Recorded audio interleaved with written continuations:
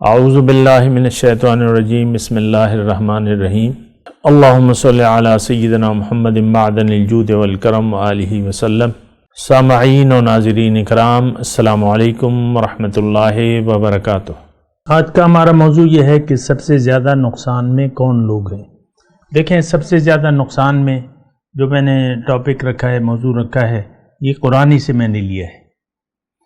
ہمارا اپنے بارے میں کچھ خوش فہمی ہے کہ ہم آخر کار جنت میں جائیں گے، گناہ گار ہیں لیکن کیا ہوا، امتی تو ہیں۔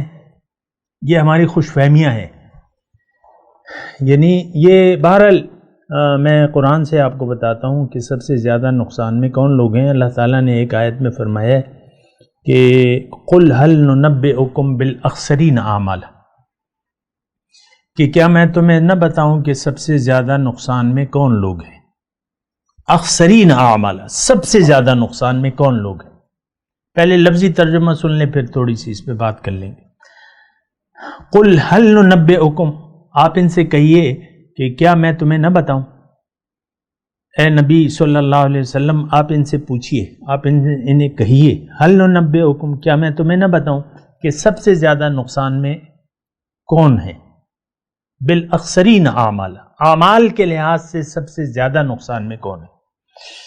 تو اللہ تعالیٰ فرماتا ہے الذین ضل سعیہم فی الحیات الدنیا، یہ وہ لوگ ہیں جن کی ساری کوشش دوڑ دھوپ دنیا کے لیے وقف ہو گئی۔ وہم یحسبون انہم یحسنون صنعا، اور وہ یہ گمان کرتے ہیں کہ ہم اچھا کام کر رہے ہیں۔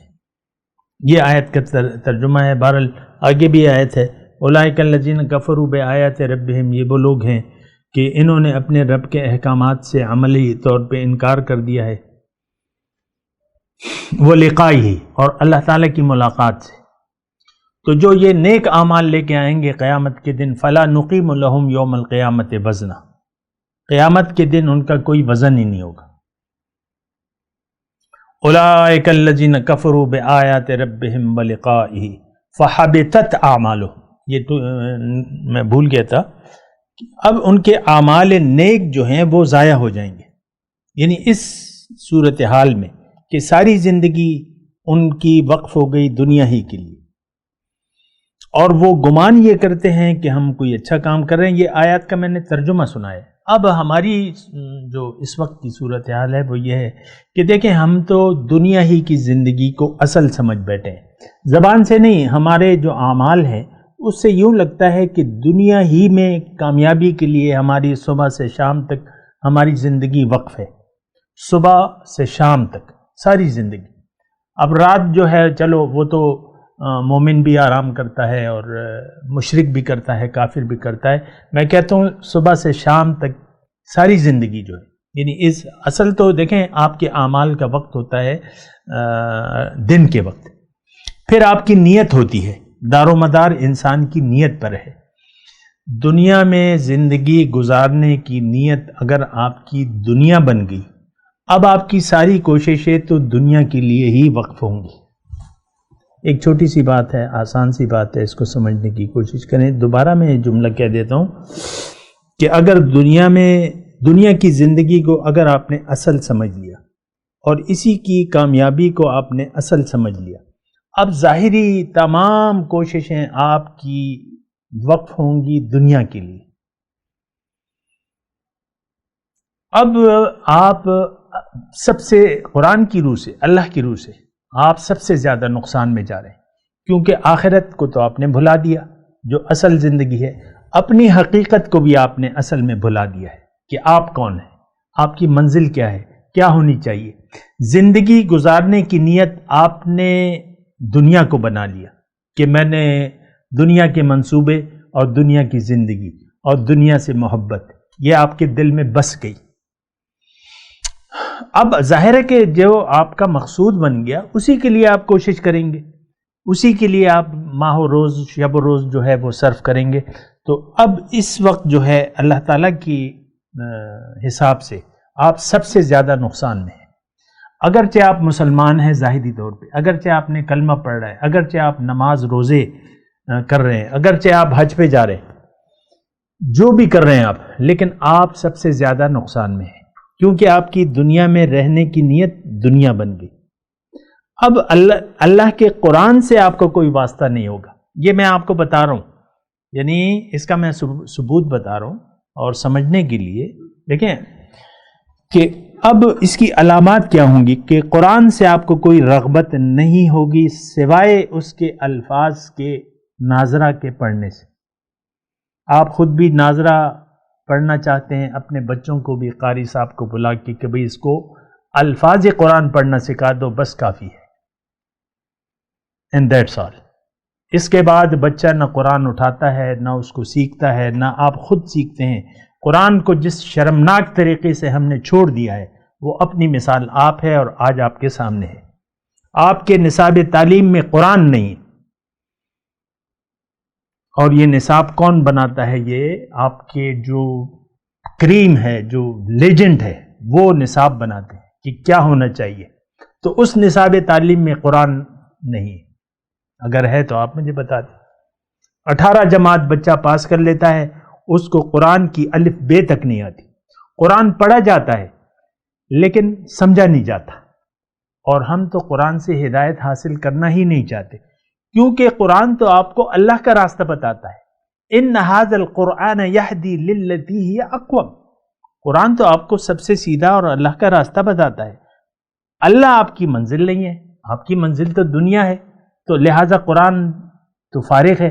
جیسے کہ آج آپ دیکھ لیں قرآن پاک کی کتابیں رکھی بھی ہے، 10 قرآن رکھے ہوئے ایک گھر میں، پڑھتا کوئی بھی، پڑھتے ہیں سمجھتے کوئی نہیں، اور عام طور پہ تو وہ تلاوت بھی رہ گئی ہے آج کل ہم سے۔ لیکن تلاوت کا دیکھیں، صرف تلاوت کا کوئی فائدہ نہیں ہے، قرآن تلاوت کے لیے نہیں آئے، مقصد یہ نہیں ہے، یہ ہدایت ہے، یہ کتاب ہدایت ہے۔ بہرحال میں اپنے موضوع کی طرف آتا ہوں۔ سب سے زیادہ نقصان میں وہ لوگ ہیں جو، اب یہ میں اپنے الفاظ میں یہ مضمون بیان کروں، جو سمجھتے ہیں کہ ہم مسلمان ہیں لیکن ان کی زندگی کا مقصد دنیا ہے، دنیا ہی کے لیے وہ جی رہے ہیں، گناہ کرنے پر کمر بستہ ہیں اور کہتے ہیں ہمیں گناہ کرنے دو، شاید ہم توبہ کر لیں گے، ذرا ہمیں چھٹی دے دو، گناہ کرنے کے لیے چھٹی دے دو، تھوڑے سے مزے اٹھا لیں، تھوڑے سے مزے کر لیں۔ یہ لوگ مطلب یہ چاہتے ہیں کہ ہمیں تھوڑی سی رعایت مل جائے، کرنے دو، تھوڑی سی زندگی ہے، بیٹا جوان ہے، کرنے دو، غلطی ہو رہی ہے۔ ہم خود جو ہے گناہ پہ دلیر ہو چکے ہیں، اللہ کی رضا کی ہماری نظر میں کوئی اہمیت نہیں۔ یہ بہت بھاری الفاظ ہیں، اگر یہ صحیح ہیں تو یہ بہت بھاری الفاظ ہیں۔ اللہ کی مرضی، اللہ کی رضا، رسول کا طریقہ، اس کی ہماری نظر میں کوئی اہمیت نہیں ہے، وہ 0% بھی کوئی نہیں ہے۔ آپ دیکھ لیں، اپنی تمام زندگی کو دیکھ لیں۔ تو بہرحال یہ بات بڑی دردناک صورتحال ہے، خطرناک صورتحال ہے۔ عن قریب اس جہنم میں ہم گر جائیں گے جس میں جانے کا ہمیں یقین نہیں ہے۔ نہ ہمیں تو نہ جنت جانے کی کوئی خواہش ہے، نہ تمنا ہے، نہ دوزخ سے بچنے کی کوئی آرزو ہے۔ آپ اپنے ذہن کو دیکھ لینا، آپ اپنی نیتوں کو دیکھ لیں، ذہن کو دیکھ لیں، آپ اپنی تیاریوں کو دیکھ لیں، آپ اپنی دنیا میں زندگی گزارنے کے انداز کو دیکھ لیں۔ دیکھیں، دنیا میں آپ جو زندگی گزار رہے ہیں، تو وہ شاعر نے کہا ہے نا کہ عمل سے زندگی بنتی ہے، جنت بھی جہنم بھی۔ تو ہم تو اپنے اعمال میں انسان جو ہے وہ تو یا جنت کما رہا ہے یا دوزخ کما رہا ہے۔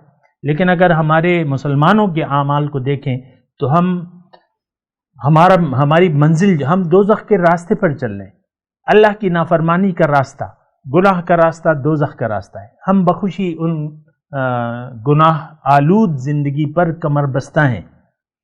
گناہ آلود کا یہ مطلب نہیں ہے کہ آپ نے کچھ چوری چکاری یا زنا یا اس طرح شروع کر دی، نہیں، اللہ کی طرف سے رخ پھیر کے آپ نے اپنا رخ دنیا کی طرف کر لیا۔ اب آپ کی تمام زندگی جو ہے وہ گناہ آلود ہے، آپ مجرم ہیں، آپ نے اپنے آپ کو بھلا دیا ہے، آپ نے اپنی منزل کو بھلا دیا ہے۔ تو اب آپ کا رخ دنیا کی طرف ہے۔ آپ مسلمان ہیں، ظاہری طور پہ آپ کلمہ پڑھ رہے ہیں، لیکن کلمے کا مطلب تک آپ کو نہیں معلوم، تو لہٰذا ایمان تو ہمارے دل میں نہیں ہے۔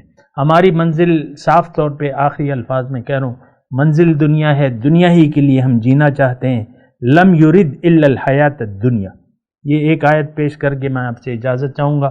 اللہ تعالیٰ نے ایسے شخص سے جس کی منزل دنیا ہے، رخ دنیا کی طرف ہے، اللہ تعالیٰ نے اپنے حبیب کو نصیحت کی ہے، ہدایت کی ہے کہ فَأَعْرِضْ عَمَّنْ تَوَلَّى عَنْ ذِكْرِنَا وَلَمْ يُرِدْ إِلَّا الْحَيَاةَ الدُّنْيَا۔ اے حبیب، اس شخص سے اپنا رخ انور پھیر لیجیے، نظر رحمت ہٹا لیجیے جو پھر گیا میری یاد سے، اب یہ نہیں چاہتا صرف دنیا ہی کی زندگی۔